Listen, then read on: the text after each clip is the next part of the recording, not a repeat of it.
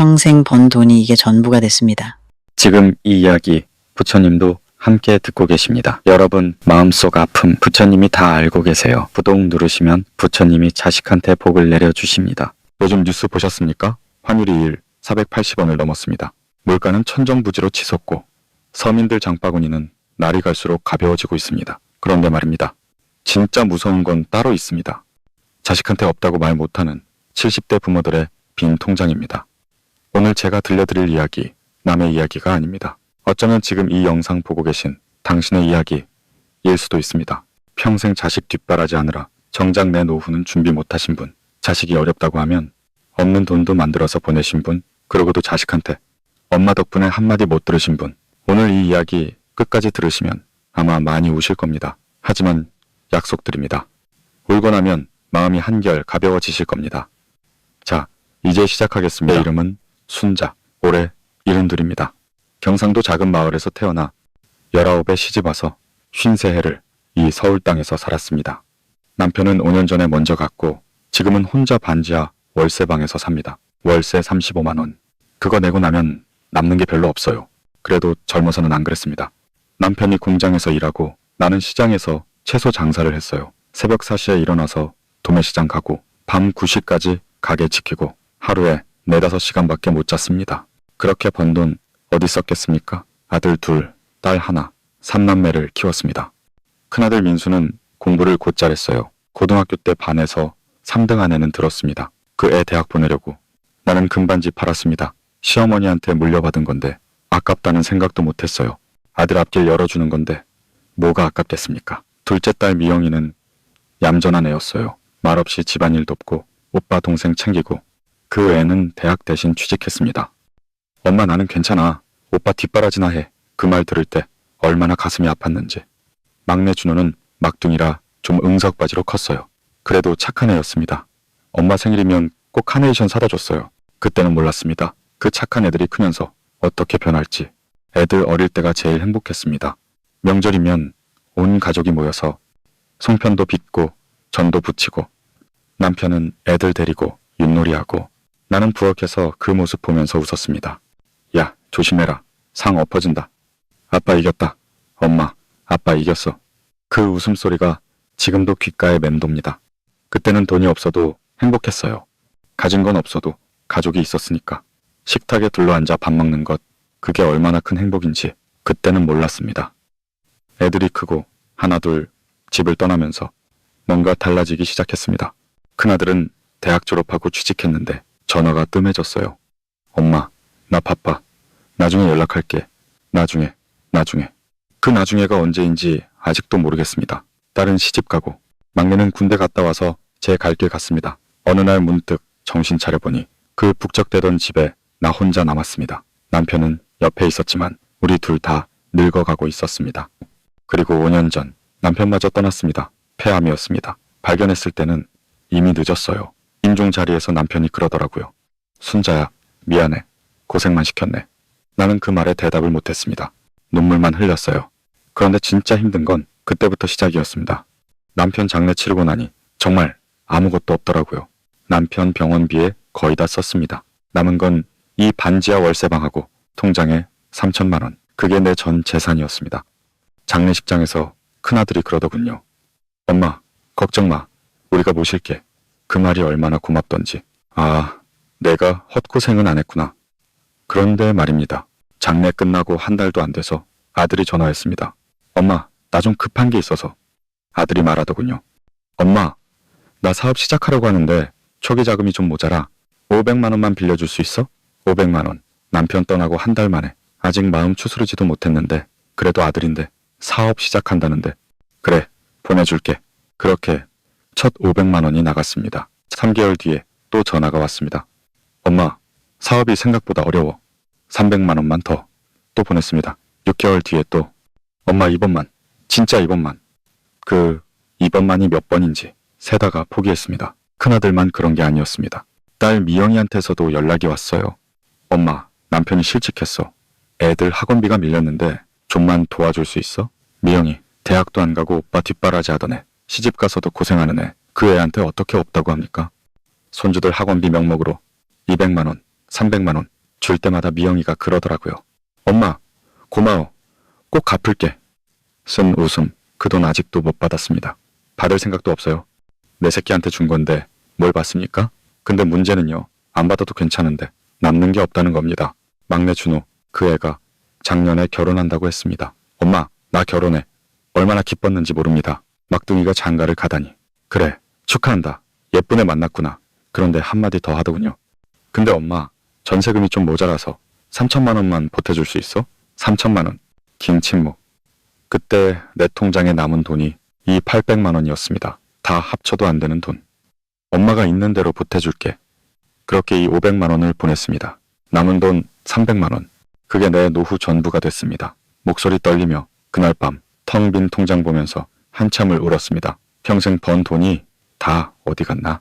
나는 뭘 위해 산 건가? 아무리 생각해도 답이 안 나오더라고요. 통장에 300만 원 남기고 어떻게 살았는지 아십니까? 새벽에 일어나서 폐지 주우러 다녔습니다. 내가 일흔이 넘은 내가 리어카 끌고 골목을 다녔습니다. 창피하다고요? 배고픈 것보단 낫습니다. 한 달에 리어카로 버는 돈이 20만 원 남짓, 월세 35만 원 내면 적자입니다. 통장에서 조금씩 빼쓰는 거예요.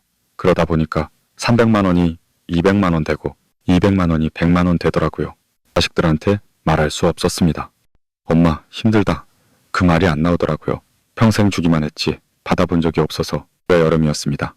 7월, 폭염이 기승을 부리던 날 아침부터 리어카 끌고 나갔어요. 해가 쨍쨍한데도 폐지값이 떨어져서 더 많이 모아야 했거든요. 오후 이 시쯤이었나 갑자기 앞이 핑 돌더니 그 자리에서 쓰러졌습니다. 잠시 멈춤. 눈 떠보니까 병원이더라고요. 지나가던 분이 119 불러주셨대요. 의사가 그러더군요. 어머니, 탈수의 영양실조입니다. 제대로 안 드시고 이렇게 무리하시면 큰일 납니다. 큰일. 큰일이면 뭐 어떻습니까? 스무슴. 병원비 낼 돈도 없는데. 병원에서 큰아들한테 연락했습니다. 아들이 왔어요. 엄마, 왜 이렇게 됐어? 왜 미리 말 안 했어? 나는 대답 못했습니다. 그런데 아들이 하는 말이 엄마, 나도 지금 사업 어려워서 당장 병원비 내기가. 긴 침묵. 그 순간 뭔가 무너지는 느낌이었습니다. 내가 2천만 원 넘게 줬는데 사업 자금이라고 급하다고 병원비 80만 원짜리 병원비도 아들한텐 부담이 됩니까? 딸한테도 연락했습니다. 미영이가 울면서 말하더군요. 엄마, 미안해. 나도 지금 형편이 안 돼서. 남편이 아직 일을 못 구했어. 막내한테는 연락 안 했습니다. 신혼인데 뭘 어떻게 합니까? 목소리 갈라지며 결국 그 병원비는 내 마지막 남은 돈에서 냈습니다. 통장 잔고 42만 원. 그게 내 전 재산이 됐습니다. 집에 돌아와서 한참을 멍하니 앉아 있었습니다. 창밖으로 해가 지더라고요. 빨갛게, 시뻘겋게. 그 노을 보면서 생각했습니다. 나는 뭘 위해 산 거지? 평생 자식한테 다 줬는데 왜 나한테는 아무도 없지? 울먹이며 서럽더라고요. 억울하다기보다는 그냥 서러웠습니다. 자식들 탓하고 싶지 않았어요. 내 새끼들인데, 다 내가 낳고 키운 것들인데. 근데 왜 이렇게 외로울까요? 그날 밤 잠이 안 와서 뒤척이다가 문득 이런 생각이 들었습니다. 차라리 남편 따라갈 걸. 그런 생각이 든 내가 무서웠습니다. 그래서 그 다음 날 오랜만에 집에서 버스로 1시간 거리에 조그만 절이 있습니다. 남편 살아있을 때 가끔 같이 가던 곳이에요. 그 절에 가면 마음이 편했습니다. 법당에 앉아서 목탁 소리 들으면 복잡한 생각이 좀 정리되거든요. 버스 타고 가는데 창밖으로 가을 단풍이 보이더라고요. 빨갛고 노랗고 참 예쁜데 그게 다 지는 거잖아요. 나도 저렇게 지는 건가? 그런 생각하면서 절에 도착했습니다. 장면 14. 법당에서 40령 43령. 경건한 분위기로 법당에 들어가니까 마침 스님이 목탁 치고 계시더라고요. 관세음보살, 관세음보살. 나도 옆에 앉아서 같이 연불 했습니다. 눈 감고 관세음보살 하는데 눈물이 나더라고요. 왜 우는지도 모르겠어요. 그냥 눈물이 흘렀습니다. 그렇게 한참을 울었습니다. 목탁 소리 들으면서 소리 없이 울었습니다. 잠시 멈춤. 연불이 끝나고 조용히 법당을 나오는데 스님이 저를 부르시더라고요. 보살님. 뒤돌아보니까 스님이 저를 보고 계셨습니다. 잠깐 앉아서 차 한잔 하시죠. 장면 15. 스님과의 대화 43. 0. 48. 0. 깊고 울림 있는 톤으로 스님 방에 앉았습니다. 스님이 차를 따라주시더라고요. 보살님, 무슨 근심이 있으신 것 같습니다. 나는 아무 말 못하고 또 눈물만 흘렸습니다. 스님이 기다려주셨어요. 재촉하지 않으시고 그냥 차 한 모금 드시면서 기다려 주셨습니다. 한참 뒤에 겨우 입을 열었습니다. 스님, 저는요, 평생 자식들한테 다 줬습니다. 있는 것도 없는 것도 다 줬어요. 근데 왜 이렇게 외로울까요? 스님이 고개를 끄덕이셨습니다. 보살님, 예, 부처님 말씀에 이런 게 있습니다. 사랑한다고 다 주는 게 사랑이 아닙니다. 그 말씀에 가슴이 뜨끔했습니다. 스님이 이어서 말씀하셨습니다. 보살님은 자식들한테 물질을 주셨습니다. 돈을, 시간을, 에너지를. 그런데 혹시 한 가지 안 주신 게 있지 않습니까? 그게 뭡니까? 스스로 설 기회요. 긴 침묵, 스님 말씀이 이어졌습니다. 보살님이 다 해주시니까 자식들이 어떻게 하겠습니까? 당연히 부모가 해줄 거라고 생각하지요. 부모님이 힘들다는 것도 모릅니다. 왜냐하면 한 번도 힘들다고 안 하셨으니까. 보살님, 놓아주는 것도 사랑입니다. 자식이 넘어지면 직접 일어나게 두세요. 그래야 다리에 힘이 생깁니다. 평생 손잡아주면 그 자식은 평생 어린애로 삽니다. 울먹이며 그 말씀 듣는데 또 눈물이 나더라고요. 근데 이번엔 좀 다른 눈물이었습니다. 서러운 눈물이 아니라 뭔가 막힌 게 뚫리는 것 같은 눈물. 스님이 마지막으로 말씀하셨습니다. 보살님, 부처님께서 이런 말씀도 하셨습니다. 네가 먼저 행복해야 남도 행복하게 할 수 있다. 보살님 자신을 먼저 돌보세요. 그게 진짜 자식 사랑입니다. 건강한 어머니가 있어야 자식들도 기댈 곳이 있는 법입니다. 절에서 내려오는 버스 안에서 많은 생각을 했습니다. 스님 말씀이 맞았습니다. 나는 평생 주기만 했어요. 힘들다. 한 번 안 했습니다. 자식들이 못된 게 아니라 내가 말을 안 한 겁니다. 속으로만 힘들고, 속으로만 서럽고, 속으로만 사귀고. 그러면 자식들이 어떻게 합니까? 텔레파시가 통하는 것도 아니고 잠시 멈춤. 집에 돌아와서 큰아들한테 전화했습니다. 손이 떨렸습니다. 평생 이런 말 안 해봤거든요. 여보세요? 엄마? 민수야. 응. 왜? 깊은 숨을 쉬고. 민수야, 엄마가 할 말이 있어. 장면 17. 민수야, 엄마가 이제까지 너한테 뭐라고 한 적 없지? 응? 왜 갑자기? 엄마가 오늘 할 말이 있어. 엄마도 힘들어. 너희들 다 보내주고 아빠 병원비 다 쓰고 지금 통장에 남은 돈이 50만 원도 안 돼. 폐지 주우면서 살고 있어. 전화기 너머로 아들이 아무 말이 없더라고요. 민수야? 민수야, 엄마 원망하라고 하는 말 아니야? 그냥 알아줬으면 좋겠어서. 엄마도 사람이야. 힘들면 힘든 거야. 근데 이제까지 말 못했어. 너희한테 짐되기 싫어서. 한참 뒤에 아들이 말했습니다. 목소리가 떨리더라고요. 엄마, 나 진짜 몰랐어. 엄마가 그렇게 힘든 줄. 미안해, 엄마. 진짜 미안해. 울먹이며 그 미안해 한마디에 또 눈물이 났습니다. 근데 이번엔 기쁜 눈물이었어요. 아, 내 새끼가 나쁜 놈이 아니었구나. 그냥 몰랐던 거구나.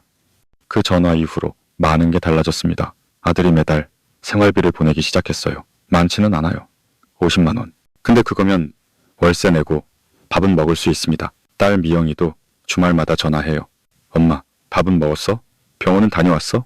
막내 준호도 한 달에 한 번씩 찾아와요. 며느리랑 같이 와서 집 청소해주고 반찬 만들어 놓고 가요. 웃음 섞인 목소리로 얼마 전에 큰아들이 그러더라고요. 엄마, 앞으로는 힘들면 힘들다고 해. 우리한테 숨기지 말고. 그 말 듣고 또 울었습니다. 요즘 내가 눈물이 많아졌어요.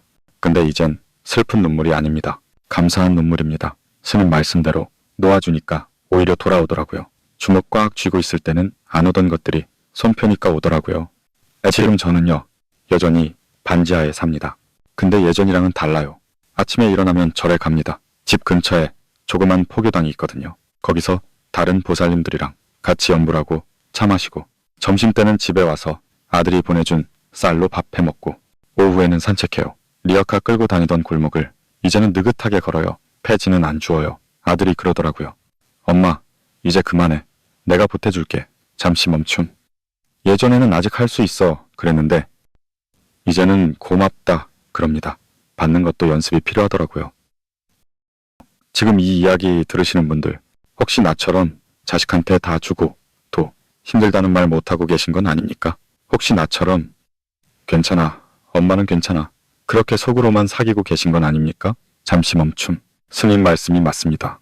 놓아주는 것도 사랑입니다. 힘들다고 말하는 것도 용기입니다. 자식들이 못돼서 모르는 게 아닙니다. 우리가 말을 안 해서 모르는 겁니다. 오늘 이 영상 끄시고 자식한테 전화 한번 해보세요. 엄마도 힘들다. 엄마도 외롭다. 가끔은 엄마 좀 생각해다오. 그 한마디가 어렵습니다. 나도 알아요. 평생 안 해본 말이니까. 근데 해보세요. 해보면 뭔가 달라집니다. 마지막으로 부처님 말씀 하나 전해드릴게요. 모든 것은 변합니다. 좋은 것도 나쁜 것도 지금 힘들다고 영원히 힘든 게 아닙니다. 놓아주면 새로운 것이 옵니다. 따뜻하게 마무리. 오늘 제 이야기 들어주셔서 감사합니다. 공감되시면 나도 그랬다 댓글 남겨주세요. 서로 위로가 됐으면 좋겠습니다. 그리고 혹시 이 영상 보고 부모님 생각나셨다면 지금 바로 전화 한 통 하세요.